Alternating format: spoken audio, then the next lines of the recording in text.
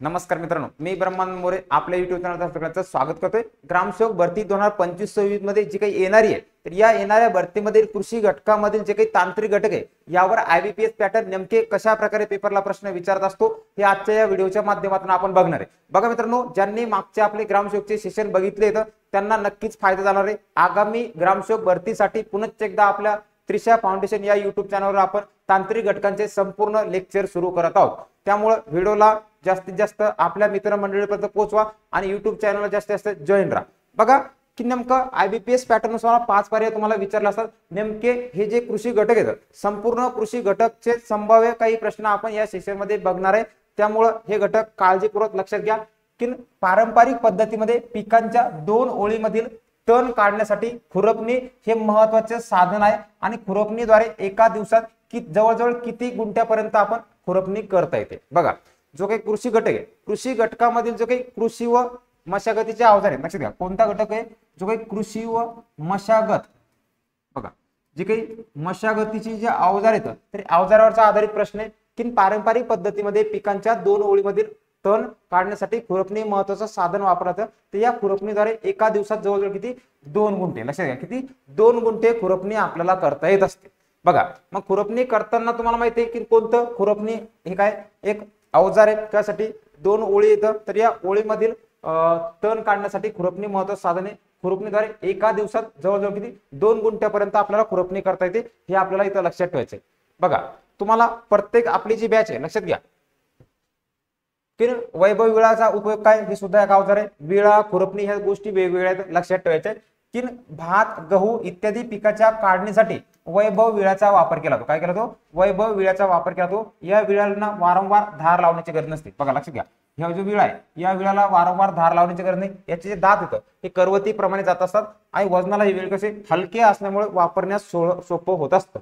बघा, हा घटक इथं लक्षात ठेवायचा आहे। त्यानंतर लक्ष्मी विळा हा सुद्धा खुरपणी विळाचा याच्यामधला प्रकार आहे की याचा उपयोग कशासाठी, जसं की ज्वारी, भात, गहू इत्यादी पिकाच्या काढणीसाठी दातरी विळाचा वापर केला जातो। हा जो विळा आहे तर या विळाला काय दातरी, हा काय दातरी विळाचा वापर आहे। तर याचा वापर याच्यामध्ये केला जात असतो आणि या विळाला सुद्धा काय वारंवार धार लावण्याची गरज नसते। हा घटक लक्षात ठेवायचा आहे आणि हा सुद्धा काय वजनाला हलक्यामुळे असल्यामुळे वापरण्यास याला मदत होत असते। बघा मित्रांनो, अशा स्वरूपाचे तुम्हाला पेपरला प्रश्न विचारले जात असतात। बघा, मग पुढचा प्रश्न आहे की कशाला म्हणजे पिकांच्या अभ्यासाला किंवा लागवडीला काय म्हटलं जातं। बघा, कोणतं फळ पिकांच्या अभ्यासाला लागवडीला काय म्हटलं जातं? त्याला फार्मिकोलॉजी, पोमोलॉजी, ऑरिकल्चर, सिस्टमॉलॉजी। तर बघा मित्रांनो, याला पोमोलॉजी असं म्हटलं जातं। बघा, जे काही फळ आहे, फळांच्या पिकाच्या अभ्यासा किंवा जी लागवड आहे तर त्याला काय पोमोलॉजी असं म्हटलं जात असतं। हा घटक लक्षात ठेवायचा आहे। लक्षात घ्या, पोमोलॉजी म्हणजे काय, फळ पिकाचा अभ्यास किंवा लागवड। भाजीपाला पिकवण्याच्या शास्त्राला काय म्हटलं ते ऑर्किकल्चर असं म्हटलं जातं। त्यानंतर सिस्टमॉलॉजी म्हणजे काय, असं क्षेत्र आहे ज्याच्यामध्ये सिस्टम बद्दलच्या ज्ञानाच्या संघटित भागांचं काय प्रतिनिधित्व केलं जातं।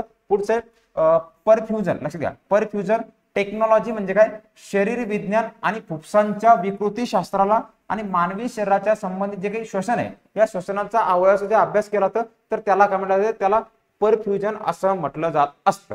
बघा मित्रांनो, अशा प्रकारचे तुम्हाला IBPS मध्ये पेपरला प्रश्न विचारले जात असतात। या संपूर्ण तांत्रिक घटकावर आधारित समाजशास्त्रापासून तर कृषी, त्यानंतर परत तुमचा पंचायत राज घटक आहे, तुमचा इतर घटक आहे, पर्यावरण वगैरे, कम्प्युटर आहे, संपूर्ण घटकावर आधारित आपली ग्रामसेवक भरतीची बॅच आहे। 2025-26 साठी ही बॅच तुम्हाला अत्यंत उपयुक्त असणार आहे। लाईव्ह बस रेकॉर्ड स्वरूपाची बॅच सुरुवातीच्या प्रथम, लक्षात घ्या सुरुवातीच्या प्रथम 50 विद्यार्थ्यांना, लक्षात घ्या 50 विद्यार्थ्यांना ही बॅच काय 499 असेल। नंतर बॅचची फी 799 रुपये होईल। लक्षात घ्या किती, बॅचची फी नंतर 799 रुपये असेल। ज्यांना आतापासून तयारी करायची ते आतापासून चॅनलला आपल्या बॅचला जॉईन राहा। येणाऱ्या बॅच याच्यामध्ये तुमचा 100% नक्की फायदा याच्या अंतर्गत होणार आहे। बघा, तसेच आपली ग्रामसेवक भरती याच्यासाठी संपूर्ण तांत्रिक घटकाची ऑनलाईन स्वरूपाची रिव्हिजन नोट्स आहे, ती फक्त 49 रुपये आपल्या त्रिशा फाउंडेशनवर उपलब्ध आहे। परीक्षा दृष्टिकोन स्वरूप प्रश्न आहे, याच्यामध्ये संपूर्ण जे काही PYQ आतापर्यंत होऊन गेले जवळपास 3,500 ते 4,000 प्रश्नांचा समावेश याच्यामध्ये असणार आहे। त्यासाठी सुद्धा काय त्रिशा फाउंडेशन ऍप डाउनलोड करा। या व्हिडिओच्या डिस्क्रिप्शन बॉक्समध्ये ऍपची लिंक दिलेली आहे। तसेच जवळपास 500 संभाव्य जे काही कशा प्रकारे पेपरला प्रश्न विचारतात हे सुद्धा त्रिशा फाउंडेशन मध्ये आपल्या निःशुल्क आहे। त्रिशा फाउंडेशन ऍप डाउनलोड करा, तिथे गेल्यानंतर हे करा, तुम्हाला संपूर्ण गोष्टी प्राप्त होऊन जातील। बघा पुढचं आहे, महाराष्ट्रात येथे सर्वप्रथम ठिबक सिंचनाचा प्रयोग कोणी केला? बघा महाराष्ट्रात ठिबक सिंचनाचा प्रयोग कोणी केला? पुणे, नाशिक, कोल्हापूर, बुलढाणा, सांगली. बघा नाशिक जिल्हा जो आहे तर या नाशिक जिल्ह्यामध्ये सर्वात प्रथम महाराष्ट्रामध्ये काय जे काही ठिबक सिंचन प्रणाली आहे तर या ठिबक सिंचन प्रणालीचा काय प्रयोग या ठिकाणी करण्यात आलेला आहे. मग थोडकी आपल्याला या संदर्भात माहिती लक्षात ठेवायची की 1952 मध्ये कमी घनतेचा, लक्षात घ्या 1952 मध्ये कमी घनतेच्या ज्या काही पॉलिथिनच्या पाईप होता याचा वापर करून काय दाबाची सिंचन पद्धत निर्माण केली. विकसित करणारा पद्धतीचा जनक कोण होता हे तुम्हाला एका पेपरला विचारलं होतं तर ते लक्षात ठेवायचं आहे. जनक ब्लास इस्रायल. बघा जलसिंचन पद्धतीमधील घटक आहे तर कोण? ठिबक सिंचन पद्धतीचा जनक कोण? तो होता जनक क्लास. कुठलचा आहे?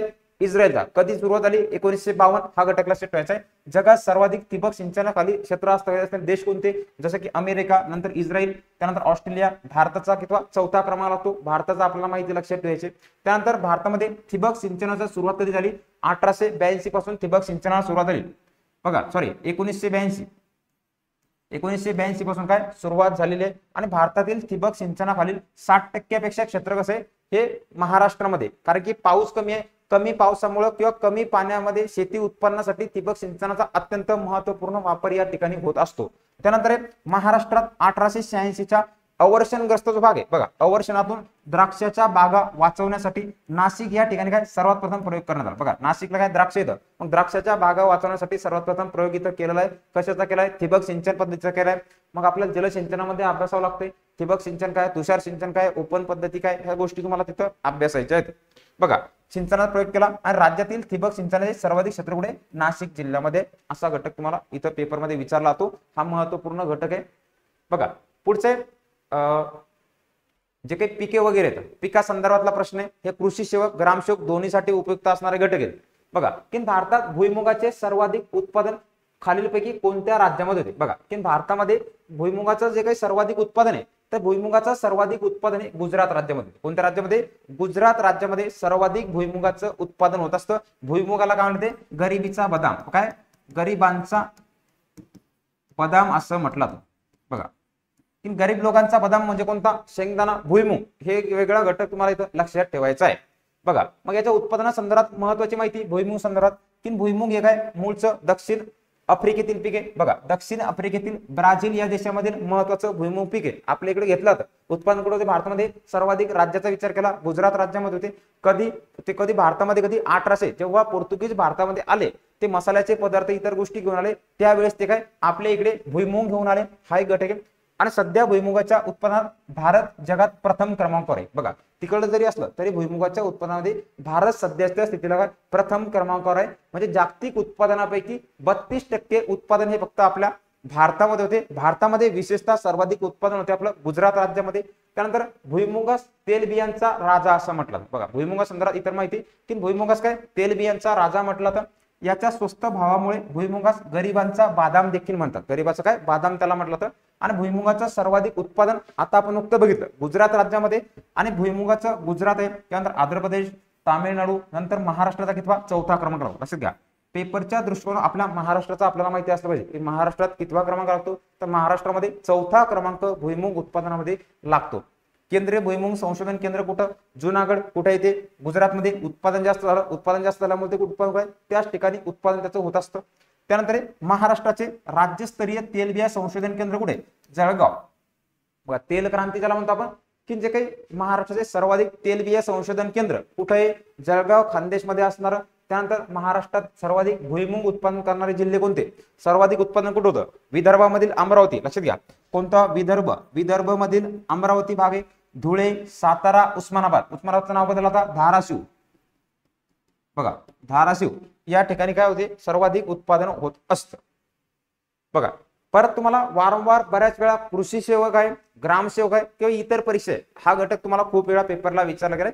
ज्या काही क्रांती हरित क्रांतीचे जनक किंवा हे MS स्वामीनाथन यांच्या संदर्भात जिथं प्रश्न विचारला जातो तर त्यामध्ये हा अत्यंत महत्वाचा घटक आहे की रौप्य क्रांतीशी कोणता रंग संबंध आहे. रंगावर आधारित बऱ्याच वेळा पेपरला प्रश्न विचारले की याच्यावर वारंवार प्रश्न विचारतो. हा प्रश्न तुमचा पाठ असायला पाहिजे. याच्यामध्ये जी काही माहिती आहे महत्वाची माहिती लक्षात ठेवायची की रौप्य क्रांतीशी कोणता रंग संबंध आहे. बघा रौप्य क्रांती म्हटलं की झाडापासून रोप बनते, रोपापासून झाड बनतं. मग तो कोणता आहे? अंडी आणि जो कोंबडी आहे तर यासाठी काय रौप्य क्रांती संबंधित आहे, त्यासाठी रंग. मग हा तक्ता तुमचा चार्ट तुमचा पाठ म्हणजे पाठ असायला पाहिजे की पिवळी क्रांती काय तेलबिया, तेलाचा रंग असतो पिवळा रंग असतो, लक्षात ठेवायचे. पांढरी क्रांती म्हणजे काय दूध, दुधाचा रंग पांढरा, पांढरी मधलं लगेच दूध आठवायला पाहिजे. काळी क्रांती म्हणजे काय पेट्रोलियम उत्पादन जे पदार्थ आहेत त्याला काळी क्रांती म्हटलंय. लाल क्रांती म्हणजे काय जे काही मांस आहे टोमॅटो या दोन्ही गोष्टी लाल दिसतात, याच्यावरून तुम्ही उत्तर काढू शकता. त्याच्यासाठी लाल क्रांती. गोल क्रांती म्हणजे काय बटाटे किंवा त्याला आलू, बघा जो काही आलू आहे तर याला गोल क्रांती. सिल्वर फायबर क्रांती म्हणजे कोणता कापूस, जे याला सिल्वर फायबर क्रांती असं म्हटलं तर. निळी क्रांती म्हणजे काय मासे निळे असतात, नील क्रांती किंवा निळ क्रांती त्याला म्हटलं जातं. गुलाबी क्रांती कोणती कोळंबी जे उत्पादन आहे कोळंबी उत्पन्ना संदर्भातली क्रांती. हे राखाडी क्रांती जे काही खत आहे खताचा रंग राखाड्या स्वरूपाचा म्हणून राखाडी क्रांती आहे. हरित क्रांती म्हणजे कोणती अन्नधान्य जे आहे तर अन्नधान्य संदर्भातली हरित क्रांती हा घटक लक्षात ठेवायचा आहे. सुवर्ण क्रांती म्हणजे सोन्यासारखं मध आणि जे काही फलोत्पादन आहे तर हे मधासारखं थोडं सोन्यासारखं दिसते म्हणून त्याला काय मध, त्याला सुवर्ण क्रांती असं म्हटलं तर. रौप्य क्रांती कोणती अंडे आणि कोंबड्या संदर्भातली. तपकिरी क्रांती म्हणजे तपकिरी स्वरूपाचा रंग कोणता आहे जसं की बघा उच्च दर्जाच्या बागायती पिकांचं उत्पादन जे काही विपणन म्हणजे बाजार, बघा विपणन म्हणजे काय मार्केट किंवा ज्याला बाजार म्हटलं तर. बघा विपणन म्हणजे विपणन आणि निर्यात वाढवण्यासाठी पायाभूत सुविधा जी आहे तर यासाठी तपकिरी क्रांती असं म्हटलं तर. हा प्रश्न हा तक्ता तुमचा पाठ म्हणजे पाठच असायला पाहिजे. कृषी सेवक असतो किंवा ग्रामसेवक असतो याच्यावर बऱ्याच वेळा पेपरला प्रश्न विचारले आणि प्रश्न विचारले जात असतात, त्यामुळे हा घटक तुमचा पाठ म्हणजे पाठ असायला पाहिजे. चला पुढचा एक प्रश्न आहे की जागतिक शिकार आणि मासेमारी दिन कधी साजरा केला जातो. बघा याच्यावर बऱ्याच वेळा प्रश्न विचारतात की जागतिक शिकार दिन आणि मासेमारी दिन कृषी संदर्भातले काही महत्वाचे दिनविशेष तुम्हाला माहिती असले 10 सप्टेंबर 26 नोव्हेंबर 21 नोव्हेंबर 1 मे 12 जून. तर किती 26 सप्टेंबर जे आहे तर 26 सप्टेंबरला काय जागतिक शिकार दिन आणि मासेमारी दिन साजरा केला जातो. हे महत्वाचे काही दिनविशेष जे आहेत कृषी संदर्भातले हे तुमच्या पाठ असायला पाहिजे. मत्स्य कोणत्या मत्स्य व्यवसायामध्ये म्हणजे मासेमारी संदर्भातले महत्वाचे दिवस की 2 फेब्रुवारी का असतोय जागतिक पाणथळ जागा दिवस आहे. जसे की 22 मार्चला जागतिक जल दिवस आहे, 2 मेला जागतिक तुना दिवस आहे, 8 जूनला काय असते जागतिक महासागर दिवस असतो. त्यानंतर 10 जुलैला राष्ट्रीय मत्स्य शेतकरी दिवस आहे. 10 जुलैला परत काय NFDA स्थापना आहे आवडची. त्यानंतर काय 3 ते 9 सप्टेंबरला शार्क आठवडा ज्याला माशाचा आठवडा म्हटलं. 26 सप्टेंबर काय जागतिक शिकारी आणि मासेमारी दिवस आहे. 16 ऑक्टोबरला जागतिक अन्न दिवस असतोय. 31 नोव्हेंबरला जागतिक मत्स्य व्यवसाय दिन आणि 3 डिसेंबरला काय जागतिक संवर्धित दिन. अशा स्वरूपाचे हे दिनविशेष तुमचे पाठ असायला पाहिजे.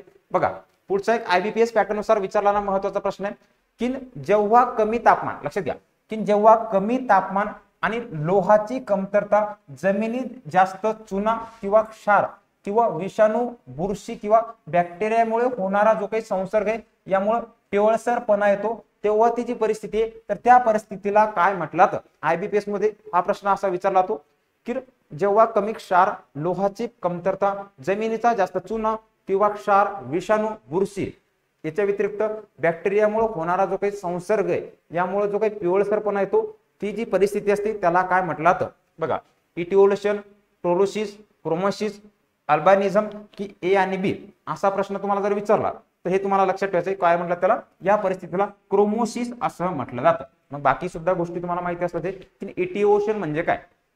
बघा इटिओशन म्हणजे काय जेव्हा प्रकाशाच्या कमतरतेमुळे झाडं पिवळी पडतात तेव्हा जी स्थिती असते जी परिस्थिती असते त्याला इटिओशन असं म्हटलं जातं. क्लोरोसिस म्हणजे काय आपण नुकतंच बघितलं की जेव्हा काय होते तापमान आहे लोहाची कमतरता भासली जमिनीत जास्त चुना झाला किंवा क्षार झाला किंवा बुरशी झाला इत्यादीमुळे काय होते जो काही बॅक्टेरियामध्ये होणारा संसर्ग आहे जेव्हा पिवळसरपणा येतो ती परिस्थिती म्हणजे काय क्लोरोसिस.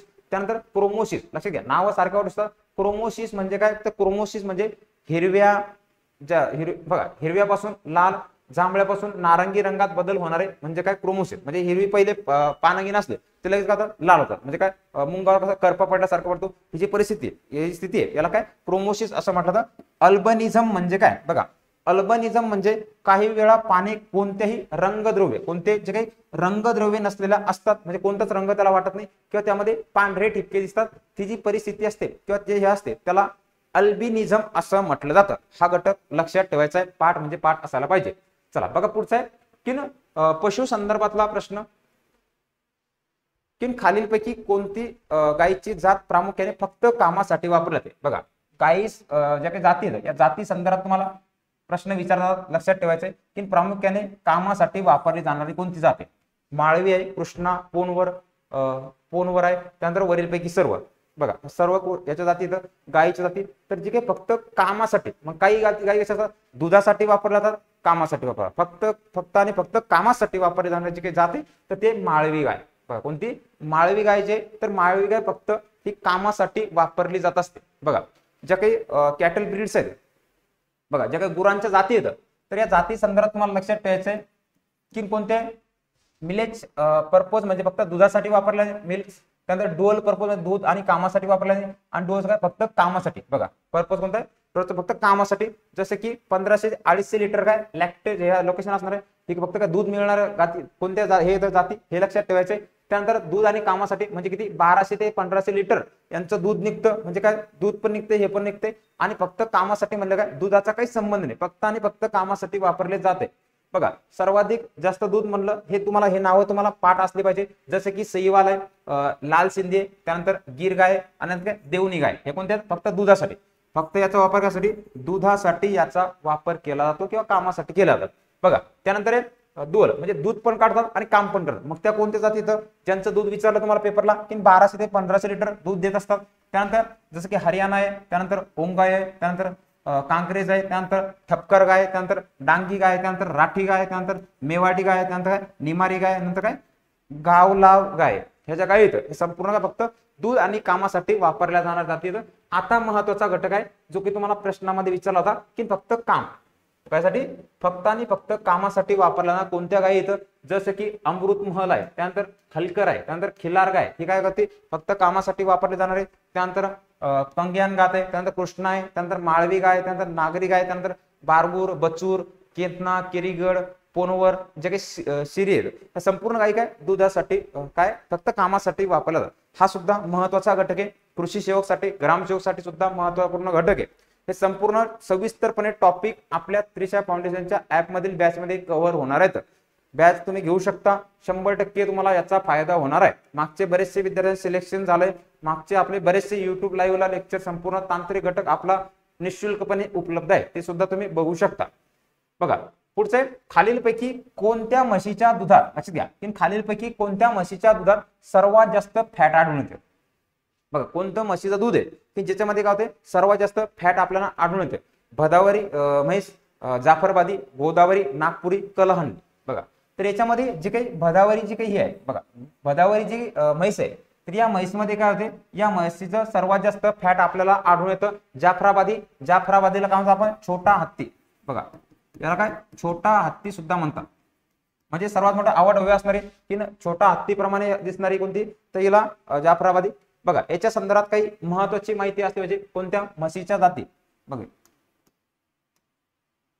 बघा म्हशीच्या जाती संदर्भात काही गोष्टी की कोणत्या कुठे आढळतात. मुराहा, लक्षात घ्या मुराहा गुजरात मधले कोणत्या काही म्हशी येतात, उत्तर प्रदेशमध्ये कोणत्या आढळतात, मध्य प्रदेशमध्ये कोणत्या आणि दक्षिण भारतामध्ये कोणत्या. तर संपूर्ण काही जाती बफेलो ब्रीड तुम्हाला माहिती असले पाहिजे की मुराहा, त्यानंतर नीली रावी आहे, त्यानंतर कुंडी आहे दुधासाठी असणाऱ्या फॅट जास्त असणाऱ्या, त्यानंतर गोदावरी ह्या कोणत्या त्याला महाराष्ट्रामध्ये याच्यामध्ये आढळणाऱ्या. गुजरातमध्ये कोणत्या सुरती आहे, त्यानंतर जाफराबादी, म्हैसाणा ह्या कोणत्या गुजरातमध्ये आढळणाऱ्या. त्यानंतर भदावरी उत्तर प्रदेश तराई इकडे भागामध्ये असते. त्यानंतर नागपुरी आहे, पंढरपुरी, मांडवा, जयश्री, त्यानंतर कलहंडी, संबलपूर ह्या कोणत्या ह्या मध्य प्रदेश मध्य भारतामध्ये आढळणाऱ्या. आणि साऊथ इंडियामध्ये तोडा आणि दक्षिण कॅनॉस ह्या म्हशी त्या ठिकाणी काय आपल्याला आढळून येत असतात. चला बघा पुढचा घटक की खालीलपैकी कोणती मेंढीची जात दुहेरी उद्देशासाठी आहे. बघा कोणती म्हशी मेंढीची जात आहे जिचा दुहेरी उद्देश आहे, म्हणजे काय तिच्यापासून लोकर सुद्धा प्राप्त होतं, दूध सुद्धा प्राप्त होतंय किंवा मांस सुद्धा आपल्याला प्राप्त होतं. मग ही कोणती आहे. साऊथ डाऊन, डोरेसेक, सफेद, मेरिडो किंवा कॉरिडेल. बघा तर कोणती आहे ती जी काही हे आहे. बघा कॉरिडेल जी आहे तर कॉरिडेल जी काही मेंढी आहे, बघा कॉरिडोल ही जी काही मेंढी आहे तर या मेंढीपासून काय दुहेरी उद्देश आहे, दुहेरी उद्देशासाठी ही काय आपल्याला मेंढी आहे. बघा मग याच्या संदर्भामध्ये एक काही गोष्टी माहिती असतात मेंढ्याच्या विदेशी जाती. मग या विदेशी जाती संदर्भात की उत्कृष्ट लोकरसाठी कोणत्या जाती येतात, म्हणजे त्याच्यामध्ये काय फक्त लोकर प्राप्त होतात. बघा की लोकरसाठी कोणते येतात जसं की मेरिनो आहे, रॅम्ब्युलेट आहे, नंतर पोलवर्थ आहे. या कोणत्या फक्त आणि फक्त उत्कृष्ट लोकरासाठी असणाऱ्या. मटन मांससाठी की मटणासाठी कोणत्या येतात साऊथ डाऊन आहे, डोरी सेट आहे आणि सफोक आहे. ह्या फक्त काय मटणासाठी असणाऱ्या मेंढ्याच्या विदेशी जातीत दुहेरी उद्देश फक्त एकमेव कोणती? कॉरिडेल. कॉरिडेल पासून काय दुहेरी उद्देश होते, मांस बी भेटतं, दूध बी भेटतंय. दुहेरी उद्देशासाठी काय महत्वपूर्ण असणारी पेल, ठीक आहे, ही फक्त कराकुल जे ती पर पेलसाठी असणारी महत्वपूर्ण म्हशी याचे काय मेंढीची महत्वपूर्ण जात आहे. बघा मित्रांनो, अशा स्वरूपाचे प्रश्न तुम्हाला IBPS पॅटर्न नुसार परीक्षेमध्ये विचारले जात असतात. संपूर्ण IBPS पॅटर्न नुसार आपली ग्रामसेवक 2025 आणि 26 साठीची बॅच सुरू झाली. कधी? 2025-2026 साठीची बॅच सुरू झालेली आहे. प्रथम विद्यार्थ्यांना याच्यामध्ये बघा, प्रथम 50 विद्यार्थ्यांना याच्यामध्ये 10% सवलत प्राप्त होऊन जाईल. 50 जसे ऍडमिशन होतील तसे लगेच आपले काय फीस पुन्हा पूर्ववत होणार आहे. तर मित्रांनो, भेटू पुढील व्हिडिओमध्ये. तोपर्यंत नीटपणे काळजी घ्या, नीटपणे अभ्यास करा.